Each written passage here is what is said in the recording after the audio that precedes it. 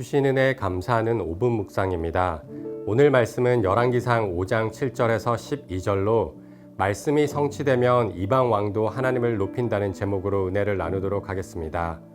솔로몬은 성전 건축을 준비하는 과정에서 이방 왕 히람과 협력하는 장면을 보여줍니다. 하나님의 약속은 솔로몬의 순종을 통해 구체적으로 이어지고 그 과정에서 이방 왕 히람까지 여호와를 찬양하게 됩니다. 오늘 말씀을 통해 하나님의 약속을 따라 살아가는 성도의 삶이 어떻게 하나님의 영광을 드러내고 복의 통로가 되는지 함께 살펴보겠습니다. 내용 관찰 첫 번째 질문입니다. 히람은 솔로몬의 제안을 듣고 어떻게 반응합니까?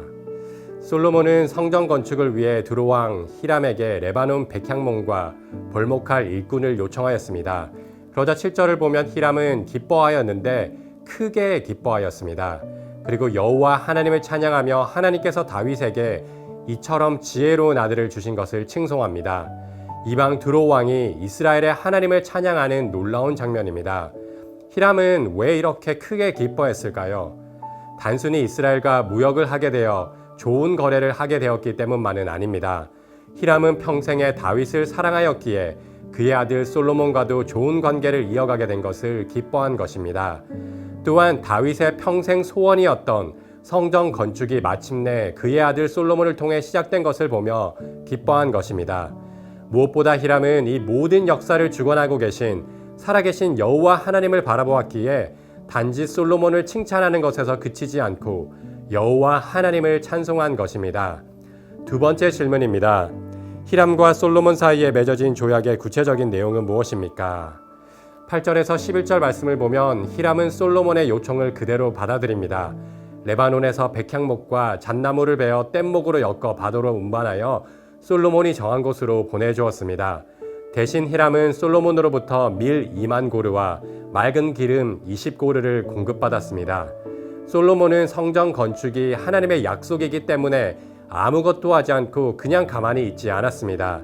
성전 건축에 필요한 물자를 얻기 위하여 자신이 할 수 있는 일을 하였고 이에 하나님께서 이방 두로를 통하여 물자와 인력을 공급하여 주셨습니다. 또한 이방 민족이 성전 건축에 참여하는 것을 통해 하나님의 성전이 단지 이스라엘 민족만을 위한 장소가 아니라는 사실을 보여줍니다. 성전은 열방의 하나님의 영광을 드러내는 장소이며 궁극적으로 열방이 하나님께 나아오게 될 구원의 큰 그림을 보여주신 것입니다. 연구와 묵상입니다. 성경은 왜 이방왕 히람이 여호와를 찬양한 장면을 기록합니까? 하나님께서 세우신 왕을 통해 약속을 성취하시고 그 기쁨과 은혜가 이스라엘을 넘어 이방 땅에까지 흘러가게 하시는 모습을 보여주기 위해서입니다. 먼저 이는 다윗에게 주신 하나님의 약속이 성취되고 있음을 보여줍니다. 하나님께서는 다윗에게서 날짜를 세우시고 그가 하나님의 이름을 위하여 성전을 건축할 것이라고 말씀하셨습니다. 그리고 그 약속이 솔로몬을 통해 이루어지기 시작했고 다윗의 친구였던 히람 왕은 이를 함께 기뻐하며 하나님을 찬양하였던 것입니다. 또한 이 장면은 하나님께서 아브라함에게 주신 땅의 모든 민족이 너로 말미암아 복을 얻을 것이라는 약속과 연결됩니다. 하나님의 약속이 성취될 때 그 은혜와 복은 하나님의 백성에게만 머물지 않습니다. 주변 사람과 나아가 열방에까지 선한 영향력을 끼치게 됩니다. 복의 통로로 사용하십니다. 따라서 하나님의 백성이 하나님의 언약을 따라 살 때 그를 통해 하나님의 역사를 드러내십니다. 또한 주변 사람들과 이방 왕을 통해서 높임을 받으심을 보여줍니다. 특별히 이방 왕 히람은 막연한 신을 찬양한 것이 아니라 언약의 하나님 여호와를 부르며 찬양하였는데 이는 이 모든 일을 이루어 가시는 분이 바로 이스라엘의 여호와 하나님이심을 고백한 것입니다. 느낀 점입니다. 하나님의 말씀이 성취돼 열방 가운데 하나님의 이름이 높아지는 장면을 보며 무엇을 느낍니까? 하나님의 말씀을 따라 살아가는 삶은 개인의 경건에서 끝나지 않고 하나님께 영광을 돌리는 삶으로 나아가게 된다는 것을 깨닫습니다. 솔로몬이 하나님의 약속을 붙들고 성전 건축을 시작하였을 때 그 순종을 통해 하나님의 이름이 높임을 받았습니다. 하나님은 한번 맺으신 약속을 반드시 이루시는 분임을 이방 왕도 목도하였기 때문입니다. 또한 하나님의 약속이 성취될 때 그 복은 단지 하나님의 백성만을 위한 것이 아니라 세상과 열방을 향해 흘러간다는 것을 깨닫습니다.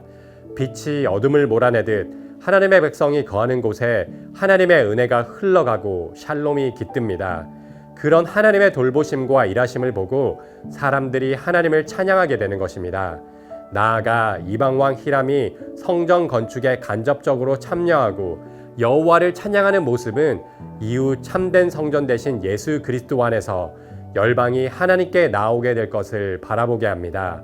모든 민족이 그리스도 앞에 무릎 꿇고 여호와를 찬양하게 될 하나님의 나라의 영광스러운 완성을 소망하게 합니다. 말씀에 대한 우리의 결단과 적용입니다.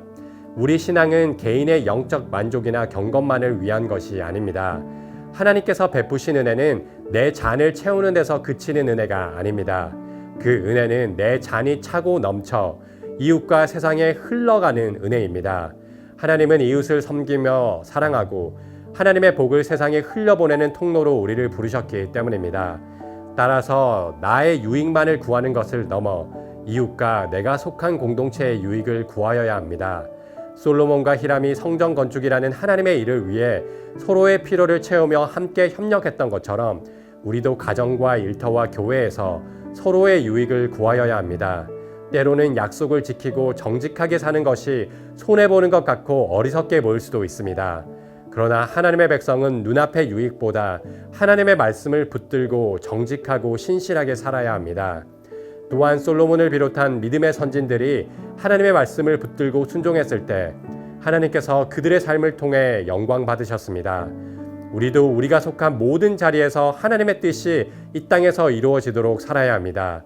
그리할 때 우리 삶을 통해 부서진 것이 회복되고 깨어진 관계가 화목하게 되며 우리가 만나는 사람들이 하나님의 사랑과 복음의 아름다움을 목도하며 영광을 돌리게 될 것입니다.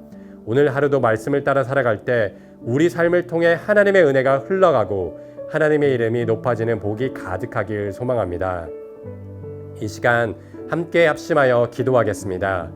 말씀대로 이루시는 하나님을 신뢰하고 순종의 관계 속에서 주의 이름이 높아지게 하소서. 우리 삶을 통해 복음의 아름다움이 증거되고 하나님의 은혜와 복을 흘려보내는 통로가 되게 하소서. 우리 거룩한 문 성문교회가 이 땅에 하나님의 뜻을 이루어가며 하나님 나라를 확장하는 거룩한 사명을 온전히 감당하게 하소서.